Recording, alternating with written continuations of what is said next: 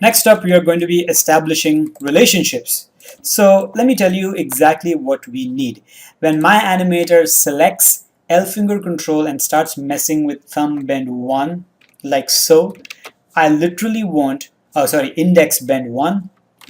I literally want the first joint of my index finger to do that, which is rotate Z.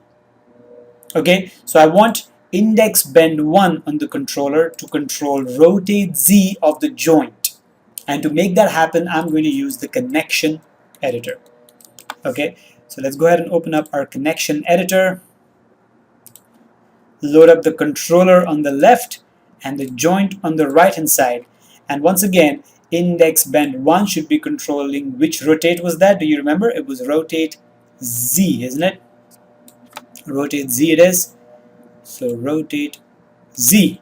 See, it instantly becomes yellow, which is great. Now I can simply select this guy, start messing with the bending of my first index finger.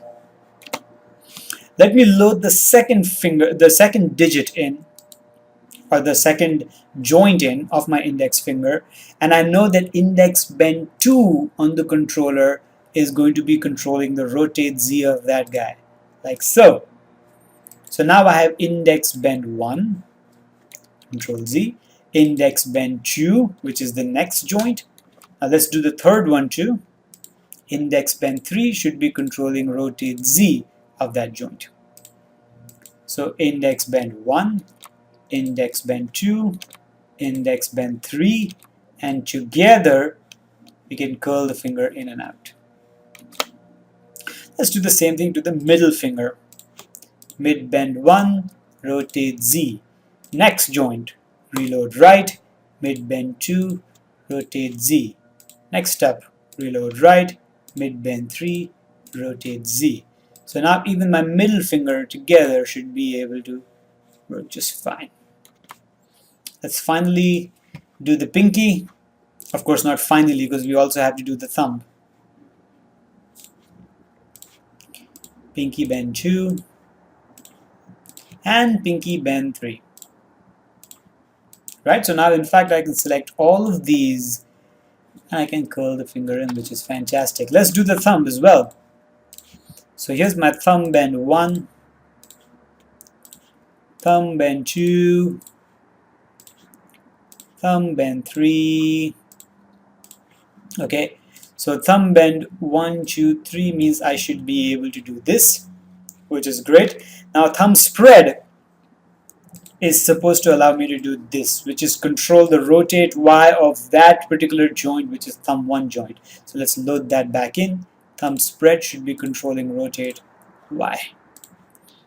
That's my thumb spread. That is pretty awesome, actually. So that is pretty easy. It's pretty awesome. Let me save that file. I'm going to quickly pause this video. I'm going to go ahead and do the right hand side off the screen just to be able to save some time. Okay, so I have the right hand side, which is done as well. So I can control these. I can control the thumb, and I can spread the thumb if I wanted to, which is nice. Fantastic. And now let's quickly go ahead and finish the organization of this. It's going to be fairly simple. So what you want to look for is you want to look for the main wrist joint. So let's try and see if we can look at the main wrist joint. Let's look for it. I'm going to show you a technique of looking for joints. Okay, if you look up here in this area, ideally this is what your Maya should look like. Would be collapsed. Just open it up and you should be able to see this sort of absolute transform window.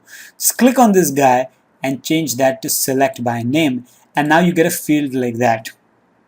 What you want to do is you want to start out by typing in the name of your main wrist joint.